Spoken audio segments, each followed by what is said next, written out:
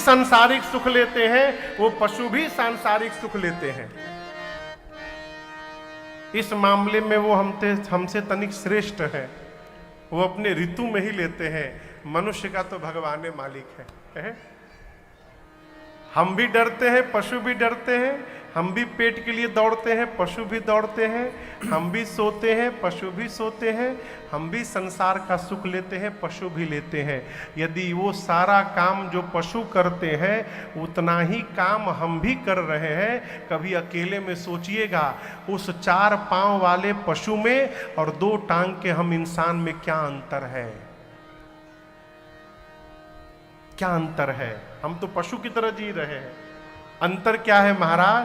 ये जो धर्म है, ये धर्म ही हमको पशु से मानव की ओर लेके जाता है। यदि हमारे जीवन में धर्म आ गया तो हम पशुवत से उठकर मानवता की ओर बढ़ जाते हैं, और यदि धर्म समाप्त हो गया तो मानव के शरीर में भी पशु बन के जी रहे हैं।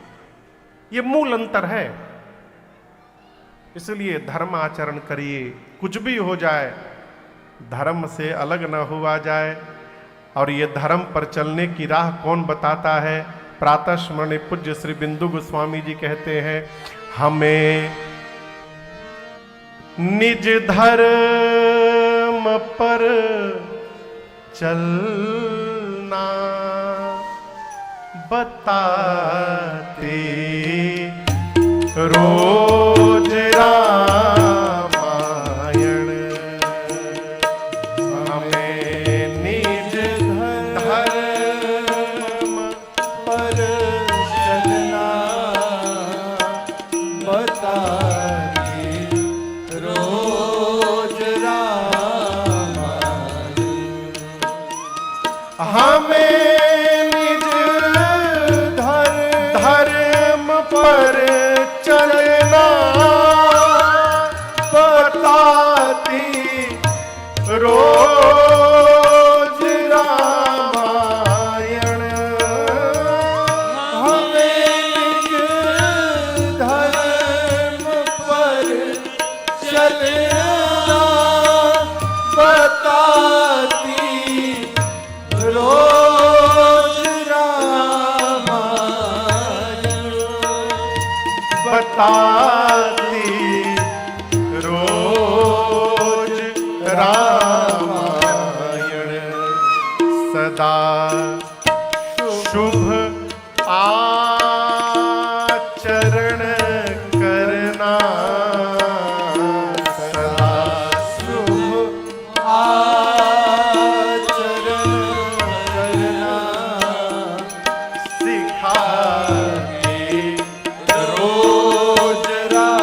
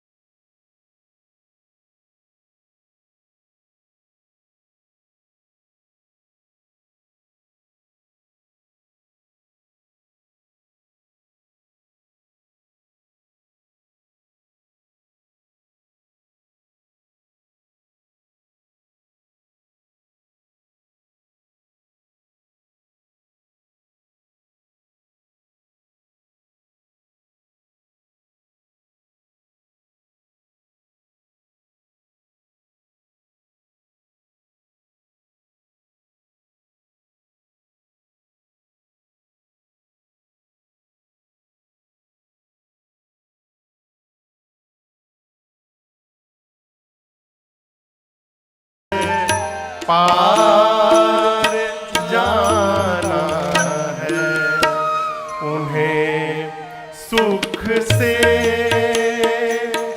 उन्हें सुख से,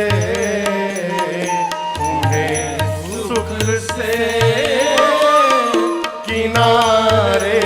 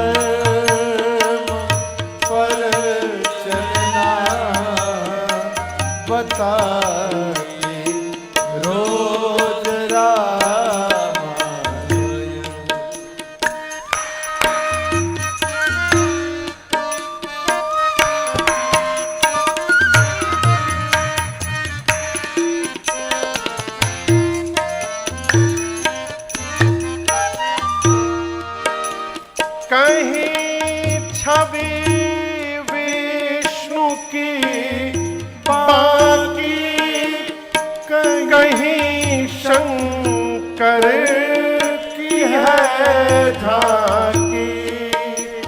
कहीं छवि विष्णु की बाकी कहीं शंकर की है झांकी। कहीं शंकर की है झांकी। और हृदय आनंद,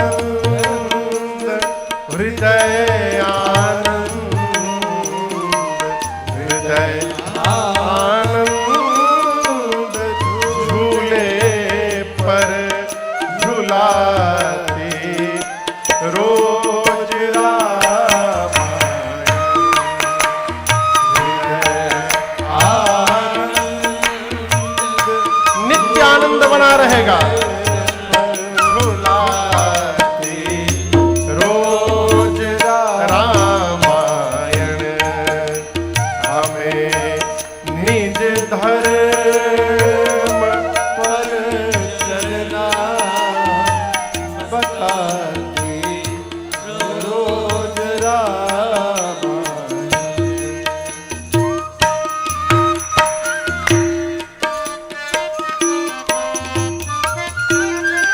मानस जी को सामान्य न समझिएगा। नाना पुराण निगमागम सम्मतम यदा रामायण लिखितम कचिदन्यतोपि।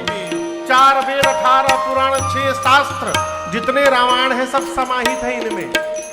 पूज्यबिंदु गोस्वामी जी कहते हैं कभी वेदों के सागर में, कभी गीता की गंगा में, कभी वेदों के सागर में, कभी गीता की गंगा में, कभी गीता की गंगा में, कभी सर बिंदु, कभी सर बिंदु, कभी सर बिंदु में मन को डुबोती रोज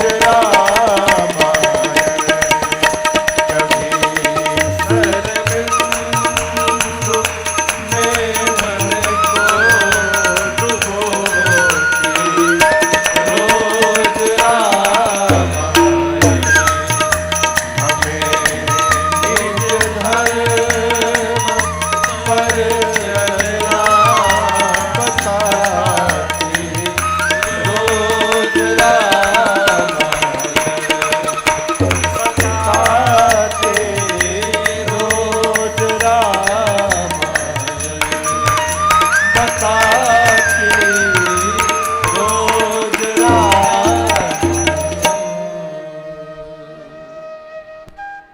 रामायण क्या बताती है? हमें निज धर्म पर चलना बताती। सप्ताह में किस दिन बताती है?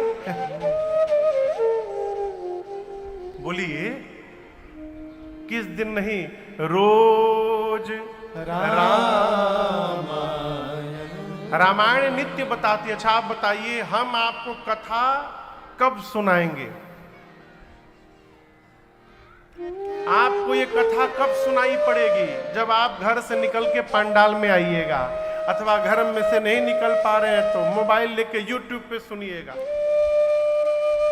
यूट्यूब पे सुनने का बड़ा अच्छा लाभ है। जब मन करे बंद कर दो, यहां बंद नहीं कर सकते हाँ? लेकिन सुन तो रहे। अब गोस्वामी जी, बिंदु गोस्वामी जी कहते हैं रोज रामायण हम लोग को बताती है।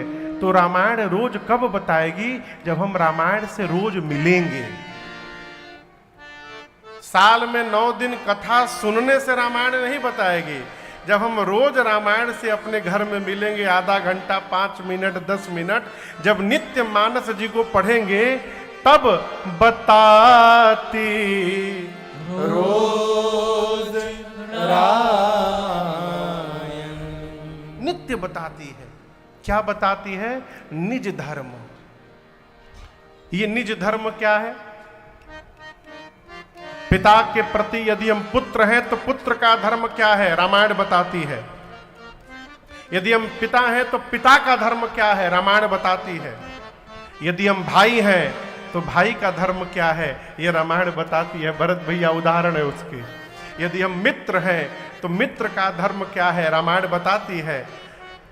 हम यदि सेवक हैं तो सेवक का धर्म क्या है, ये रामायण बताती है। जीवन में जितने संबंध हैं उन संबंधों का वास्तविक आचरण धर्म क्या है, ये रामायण बताती है। और बिना रामायण के शरण में आए ये धर्म हमारे जीवन में अवतरित होने वाला नहीं है। देखिए, जीना कोई महत्वपूर्ण विषय नहीं है, किस तरह से जी रहे हैं ये महत्वपूर्ण विषय है। कई लोग चले जाते हैं तो समाज वाले कहते अच्छा हुआ चला गया, और कई लोग चले जाते हैं तो पूरा नगर रोता है क्यों चले गए। ये जीवन है। हमारे महाराज से कहते हैं, बाबू जीवन वो नहीं जो लोग जीते हैं, जीवन वो है जो जाने के बाद छूट जाता है। वो हमारा वास्तविक परिचय होता है। और वो बनेगा कैसे? केवल और केवल धर्माचरण से। बताती रोज रामायण। यदि एक वाक्य में यदि कहा जाए कि धर्म की परिभाषा क्या है, आप श्री रामचरितमानस पढ़िएगा, मानस में कई धर्म बताए गए हैं।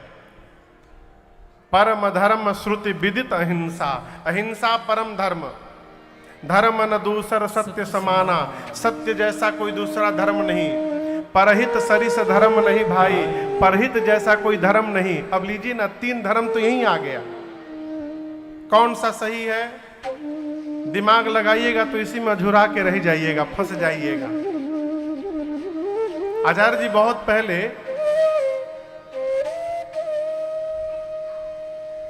1516 में हम लोग राजस्थान में कथा गाने गए थे। एक बार बांसवाड़ा जगह है रतलाम के आगे, तो वहां एक मीडिया के भाई आए कमरे में, बोले महाराज एक प्रश्न है, कई लोगों से पूछा हूं। मैंने पूछा हमसे काहे पूछ रहे हैं, जब कई लोगों से पूछ चुके हैं तो हमसे क्यों पूछ रहे हैं? बोले नहीं महाराज, जितने लोगों से पूछा सब अलग अलग उत्तर देते हैं, अब हम ये नहीं समझ पाते कि सही कौन बोल रहा है। फिर मैंने कहा हम जो उत्तर देंगे उसकी क्या गारंटी कि आप सही मान लेंगे? बोले नहीं, बोले नहीं महाराज, आप आपसे पूछना है। हमको कहिए क्या प्रश्न है? तो उनके 2 प्रश्न थे। पहला प्रश्न था कि महाराज जी धर्म क्या है, और दूसरा प्रश्न उन्होंने पूछा कि हम जितने कथावाचक के पास जाते हैं सब अलग अलग रास्ता बताते हैं। कोई कहता है माला जपो, कोई कहता है भगवान की पूजा करो, कोई कहता है सेवा करो, कोई कहता है भगवान की सेवा करो, कोई कहता है परमार्थ करो। हम समझ नहीं पाते कि हम करें का। जिसके पास बैठो सब कोई नया रास्ता बता देता है। ये धर्म क्या है? मैंने जो उनसे कहा कि आप किनसे किनसे पूछें मुझे तो नहीं पता, और वो क्या क्या आपको सुनाए हैं ये भी मुझे नहीं पता, लेकिन एक वाक्य आप लिखिए। क्या? राम जी का अवतार ले करके और जो जीवन जी कर चले गए वो हमारा धर्म है, और कन्हैया जो बोल के चले गए वो हमारा धर्म है। अब इधर उधर जाना ही नहीं। राम जी का जीवन एक श्रेष्ठ मनुष्य का धर्म है। राम जी ने पिता के लिए जो किया वो पुत्र का धर्म है। राम जी ने मेरी माँ के साथ जो किया वो पति का धर्म है। और दूसरी बात, राम जी और माँ का बिछो नहीं हुआ, राम जी ने माँ की कोई अग्नि परीक्षा ली है। ये बाद के लोग कलंक लगाए हमारे ग्रंथों पर। कोई अग्नि परीक्षा नहीं हुई थी। हम आपको बताएं, आगे प्रसंग आएगा, आप सुनिएगा वास्तव में रावण तो सीता मैया को ले ही नहीं गया। ये मानस में लिखा हुआ है, मैं अपने मन से नहीं बोल रहा हूं। और रावण की औकात क्या है कि मेरी मां को ले जाएगा? जिस धनुष को, जिस शंकर भगवान के धनुष को सीता मैया बाएं हाथ से उठा ली, रावण उस धनुष को तो उठा ही नहीं पाया, वो मेरी मां को खाक उठाएगा। आप कल्पना करिए, जिस धनुष को मां ने उठा लिया, उस धनुष को रावण नहीं उठा पाया, तो सीता मैया को क्या उठाएगा वो? रावण के आने के पहले भगवान ने सीता मैया से कहा, सीते मुझे ललित नर लीला करनी है। रावण अब तक मेरे प्रति कोई अपराध नहीं किया, इसलिए मैं उसको मार नहीं पा रहा हूं। मैं चाहता हूं कि वो कोई अपराध करे जिससे मुझे मारने का अवसर मिल जाए। रावण की क्षमता नहीं सीता जी कि वो आपको लंका लेकर के जाए, इसलिए भगवान ने कहा, अरण्य कांड का प्रसंग है। राम जी कहते हैं कि तुम पावक महु करहु निवास, जाओ लगी करो साचरनास। राम जी बोले, सीता जी आप अग्नि में जाकर के बैठ जाइए, जब तक मैं धरती से निशाचरों का अंत न कर दूं। राम जी की बात मानकर सीता मैया अग्नि में जाके बैठ गई।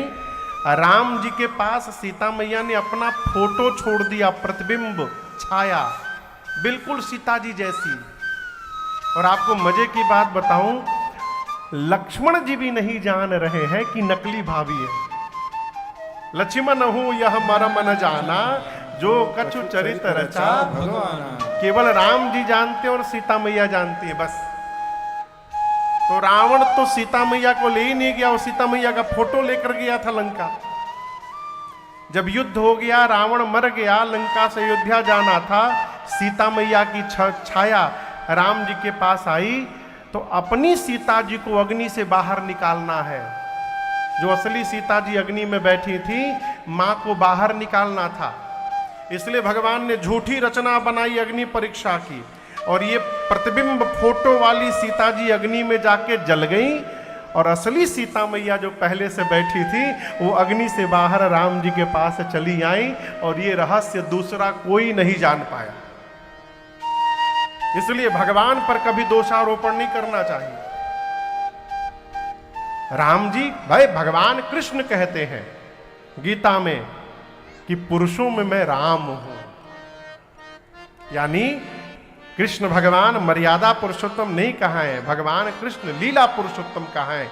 मर्यादा की जब बात आती है तो कन्हैया भी कहते हैं कि मर्यादा में मैं राम हूं, मैं ही रामावतार में राम रहा। तो राम जी का जीवन धर्म है, राम जी का आचरण धर्म है। हम प्रयास करें उस आचरण का, यदि 1% भी हमारे आचरण में उतर गया तो हमारा भी ये मानव जन्म कृतार्थ हो जाएगा और हम धन्य हो जाएंगे। ये कथा का उद्देश्य है। और दूसरा प्रश्न क्या था वो? सदा शुभ। हम प्रश्न पूछ रहे हैं। दूसरा प्रश्न क्या पूछे थे? हाँ, सभी कथावाचक अलग अलग रास्ता बताते हैं, ये क्या है?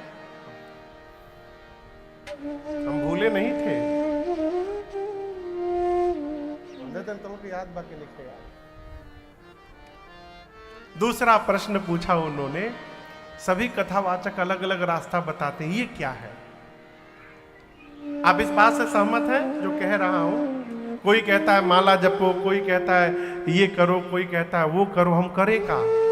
एक भैया एक भगत जी मिले हमको अभी 1 साल पहले, बोले महाराज जी हमको 4.5 घंटा पूजा करने में लगता है। हमने क्यों? बोले महाराज जी हनुमान जी का चालीसा पढ़ता हूं तब तक डर लगता है कहीं शंकर जी ना नाराज हो जाएं।